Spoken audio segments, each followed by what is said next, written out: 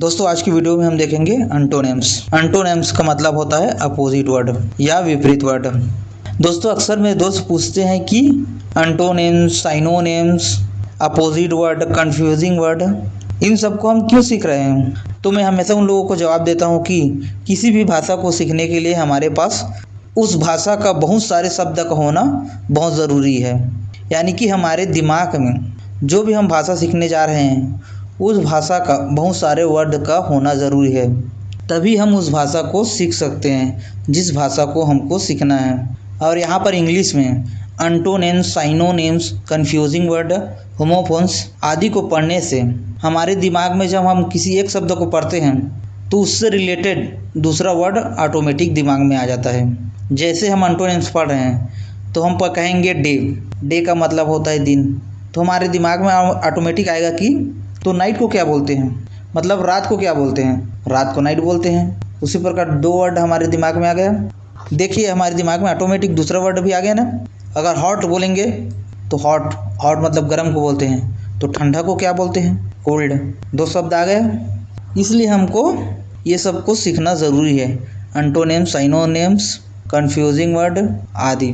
चलिए हम यहाँ पर एंटोनिम्स के एग्जाम्पल देखते हैं। अलाइव, अलाइव का मतलब होता है जीवित। डेड, डेड का मतलब होता है मृत। बिग, बिग का मतलब होता है बड़ा। स्मॉल, स्मॉल का मतलब होता है छोटा। उसी प्रकार बिगिन, बिगिन का मतलब होता है शुरू या स्टार्ट। इंड, इंड का मतलब होता है समाप्त। क्लीन, क्लीन का मतलब होता है साफ। डर्टी, डर्टी का मतलब होता है गंदा। चीफ, CHEAP, इसका मतलब होता है सस्ता। एक्सपेंसिव, एक्सपेंसिव का मतलब होता है महंगा। ड्राई, ड्राई का मतलब होता है सूखा। इसका अपोजिट होता है वेट, वेट का मतलब होता है गीला।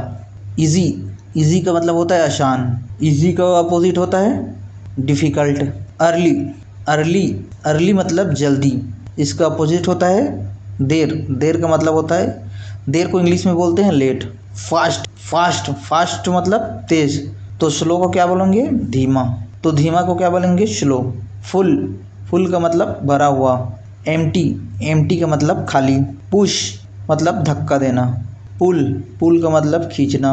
राइट, राइट का अपोजिट रॉन्ग, राइट का मतलब होता है सही, रॉन्ग का मतलब होता है गलत। उसी प्रकार रॉ, रॉ का मतलब होता है रफ, रफ का मतलब होता है खुरदुरा। स्मूथ, स्मूथ का मतलब होता है चिकना। स्टार्ट, स्टार्ट का अपोजिट होता है स्टॉप, स्टार्ट का मतलब होता है शुरू, स्टॉप का मतलब होता है रोकना। स्ट्रॉन्ग, स्ट्रॉन्ग मतलब मजबूत, तो इसका अपोजिट होता है वीक, वीक का मतलब होता है कमज़ोर। टेल, टेल मतलब लंबा, तो शॉर्ट को क्या बोलेंगे, छोटा। गुड, गुड का मतलब होता है अच्छा, इसका अपोजिट बैड, बैड का मतलब बुरा। गिव, गिव का मतलब देना, तो लेना का मतलब टैग। उसी प्रकार हैप्पी, हैप्पी का मतलब खुश, तो दुखी को क्या बोलेंगे, सैड। इन, इन का मतलब अंदर, उसी प्रकार उसका अपोजिट आउट यानी कि बाहर। इंक्रीज, इंक्रीज, इंक्रीज का मतलब बढ़ाना, तो घटाना को क्या बोलेंगे, डिक्रीज। ज्वाइन, ज्वाइन का मतलब जोड़ना। सेपरेट, सेपरेट का मतलब अलग करना। काइंड, काइंड का मतलब दयालु। क्रूअल, क्रूएल का मतलब होता है निर्दयी। लॉन्ग, लॉन्ग का मतलब लंबा, तो शॉर्ट को क्या बोलेंगे, छोटा। लॉन्ग का मतलब लंबा, तो छोटा को क्या बोलेंगे, शॉर्ट। लाइट, लाइट मतलब हल्का, तो भारी को क्या बोलेंगे, हैवी। उसी प्रकार मोर, मोर का मतलब ज़्यादा, तो कम को क्या बोलेंगे, लेस, तो कम को क्या बोलेंगे, लेस। मैन, मैन का मतलब आदमी या पुरुष, तो लड़की को क्या बोलेंगे, महिला को वुमेन। नियर, नियर मतलब पास, पास को नियर बोलते हैं, तो दूर को क्या बोलेंगे, फार। उसी प्रकार नया, नया को इंग्लिश में न्यू बोलते हैं, तो पुराना को इंग्लिश में ओल्ड बोलते हैं। उसी प्रकार ओपन, ओपन का मतलब खोलना। क्लोज्ड, क्लोज का मतलब बंद करना। ओल्ड मतलब बूढ़ा। यंग मतलब जवान। ट्रू का मतलब सच, तो झूठ को क्या बोलेंगे, फॉल्स। अप का मतलब ऊपर, तो नीचे को क्या बोलेंगे, डाउन।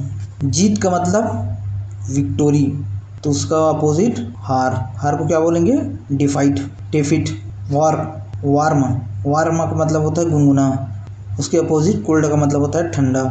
हाँ को इंग्लिश में यस बोलते हैं और नहीं को नो बोलते हैं। दोस्तों कुछ वर्ड में परफिक्स लगाकर वर्ड को अपोजिट बनाया जाता है। इसको हम एग्जाम्पल से समझने की कोशिश करेंगे। परफिक्स क्या होता है हम आगे पढ़ेंगे। फिलहाल हम लोग अभी ये देखेंगे कि किस प्रकार से परफिक्स को लगाकर अपोजिट वर्ड बनाया जाता है। यहाँ पर देखिए अबल, अबल का मतलब होता है क्षम। इसमें यू एन यूज़ करके अपोजिट वर्ड बनाया जाता है, जैसे अनबल। उसी प्रकार हैप्पी, हैप्पी का मतलब होता है खुशी, और इसको दुखी बनाएंगे तो यू एन यूज़ करके अनहैप्पी कर देते हैं। उसी प्रकार पैर, फायर, फायर का मतलब होता है न्यायपूर्ण, उसमें यू एन यूज़ करके अनफेयर, अन्यायपूर्ण। उसी प्रकार काइंड, काइंड का मतलब होता है दयालु, निर्दयी, यन काइंड का मतलब होता है निर्दयी। क्लीन, क्लीन का मतलब होता है साफ, इसमें यू एन यूज़ करेंगे तो अनक्लीन यानी कि गंदा। उसी प्रकार सैफ, सैफ का मतलब होता है सुरक्षित, और इसमें हम यू एन यूज़ करके लगे लिखेंगे तो अनसेफ मतलब असुरक्षित। श्योर, श्योर का मतलब निश्चित, इसका अपोजिट बनाएंगे तो अनश्योर, अनिश्चित। उसी प्रकार हेल्थी, हेल्थी का मतलब होता है स्वस्थ, अनहेल्दी इसका मतलब होता है अस्वस्थ। देखिए इसमें भी यू एन का यूज़ किया जा रहा है अपोजिट बनाने के लिए। उसी प्रकार यूज़फुल, और इसमें यू एन यूज़ करके अनयूज़फुल या यूजलेस अपोजिट वर्ड बनाया जाता है। यूज़फुल का मतलब होता है उपयोग, उपयोगी, और अनयूज़फुल का मतलब होता है बेकार। जैसे नाउन, नाउन का मतलब होता है जाना पहचाना, और इसमें यू एन यूज़ करके हम इसको अपोजिट वर्ड बना देते हैं। अननाउन का मतलब होता है अनजान।